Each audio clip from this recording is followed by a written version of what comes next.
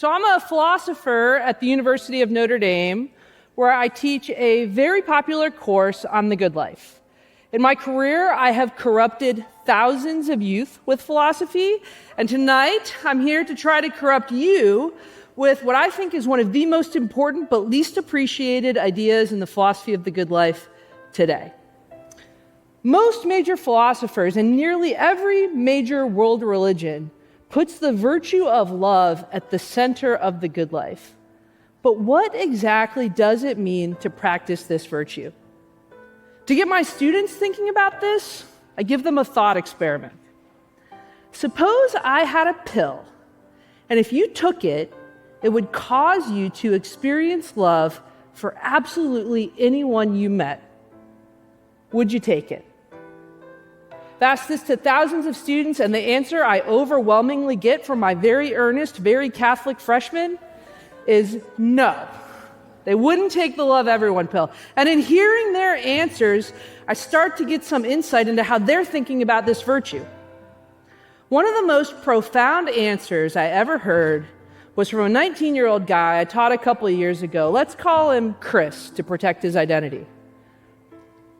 When Chris raised his hand to tell me why he wouldn't take the love everyone pill, I half expected him to say something like, "Professor, losers don't deserve my love."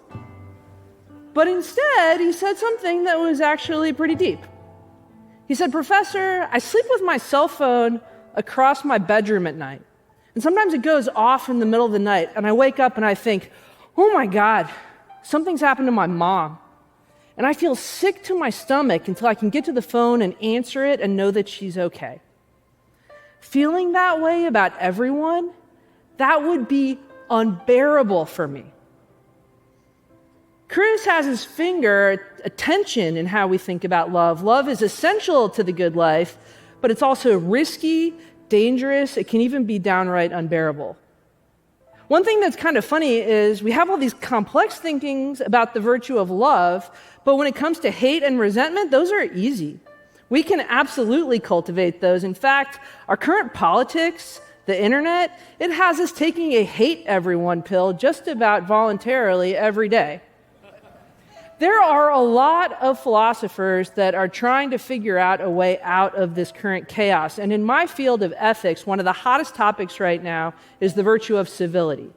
What we need to teach people is how to turn down their feelings, how to have more sophisticated political conversations, and how to coexist with other people who they disagree with. Now, in 2,400 years of philosophy, I can think of no major thinker who thinks civility is a cardinal virtue. Civility, it's a virtue, but like a third-tier Division III virtue at best. Love, on the other hand, love is the deep magic. The philosophers that I study think the virtue of love is crucial for our ethical and social health. The tough thing is figuring out how to get yourself to take that love pill. So to get us on that track, I want to introduce you guys to two of the greatest ancient philosophers of love, who don't agree on everything, but have some deep insights that we need to recover to get out of our current mess. The first philosopher is Aristotle of Macedonia. He taught his course on the good life 2,400 years ago. And his big idea was that love is not just a feeling that happens inside of you. When you love another person, you experience them as another self. Love has the power to dissolve the membrane between yourself and another person.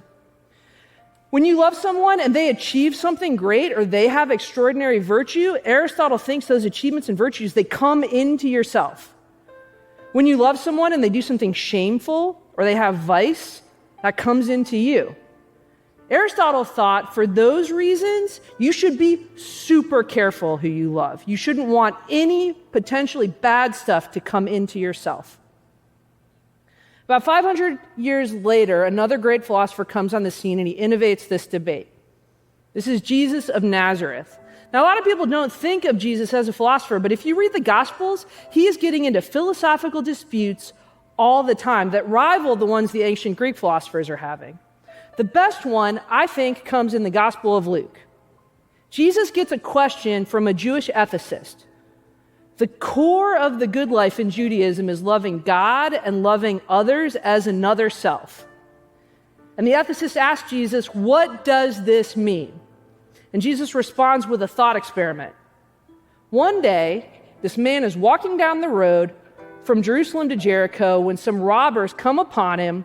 They strip him naked, take all of his stuff, and beat him within an inch of his life. They leave him to die by the side of the road. Two men walk by, they notice the man dying by the side of the road, and they're unmoved. They just walk on by. A third man comes around, a Samaritan, and he sees the man, and his guts move inside of him. The Greek word in the Gospel of Luke that we're given is splanchnizoomai. His guts churn inside of him. In the ancient world, strong emotions like love, they didn't live in your heart. They lived in your intestines. If you wanted to make someone an ancient philosophy-inspired Valentine, you wouldn't cut them out of heart. You would literally cut them out a coil of intestines and like a liver and a kidney and give it to them. That's where love lived. The Samaritan loved in his guts. And he stopped and he helped the man. He nursed him back to health all night. Aristotle thought that what connects us with other people, what dissolves that membrane, is expectation of virtue and achievement. But Jesus thought what dissolves the membrane, what really connects us with other people, is vulnerability. And what's interesting about connecting with people on vulnerability is that you can do it with absolutely anyone. We might not all be physically beaten up, laying, dying by the side of the road, but we've all been beaten up by life. We all have some element of that beaten man inside of us, and that is where the love connection can happen. You don't have to take my word for it. I think one of the most interesting studies in social psychology 30 years ago, Arthur Aaron did this amazing experiment where he showed that he could cause strangers to love each other in a lab in under an hour. And here was the experiment. He'd pair people up, and he would have them ask each other's questions that required them to be increasingly vulnerable. It would start with simple questions like, who's someone you'd like to have dinner with? And end with questions like, which member of your family would you be most disturbed to discover had died? People reported 30% of participants in Aaron's study reported feelings of closeness that rivaled how they felt towards their most intimate partners and towards their best friends.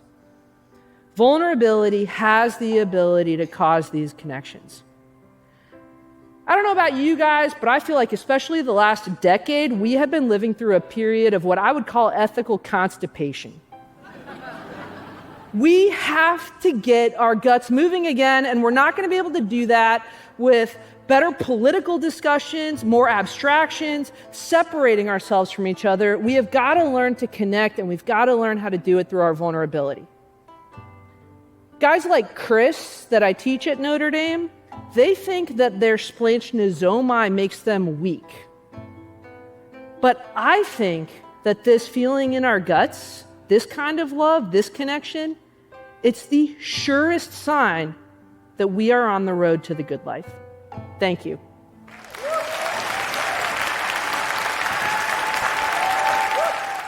如果你喜欢今天的故事，别忘了按下赞，让我知道你喜欢这样的英文故事哦。想看更多简单又好懂的英文故事吗？快去看看我的其他影片，跟着故事慢慢变厉害。今天你学到哪个单字或句子最喜欢呢？